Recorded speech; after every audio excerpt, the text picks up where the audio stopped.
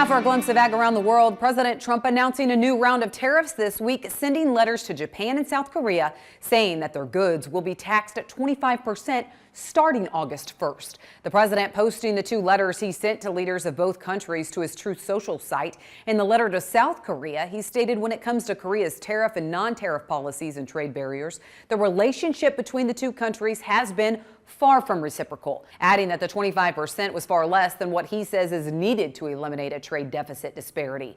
To Japan, he sent a similar letter, adding that if Japanese companies decide to build or manufacture a product within the U.S., there will be no tariffs. Japanese and U.S. negotiators have been working for several weeks to try and reach a deal. President Trump also singling out Brazil for its import taxes of 50% for its treatment of its former president, and Trump announcing this week it will put 50% tariffs on Brazil. Meanwhile, the European Union says it was working on sealing a deal with the U.S. by the end of this month. The European Commission president says the EU was working closely with the Trump administration to reach a deal. President Trump earlier this week announcing he would also impose a 50% tariff on imported copper and would soon introduce levies on semiconductors and pharmaceuticals.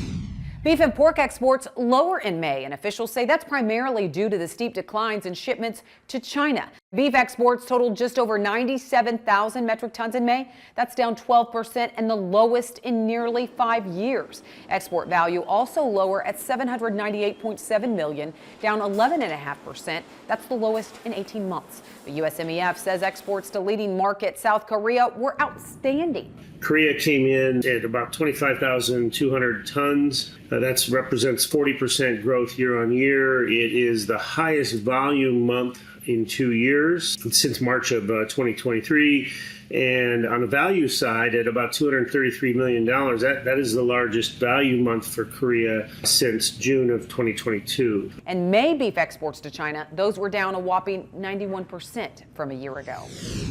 That's it for a glimpse of ag around the world. Well, farm bankruptcies are on the rise. We told you about it in news. So will farmers see a new round of emergency economic aid this year?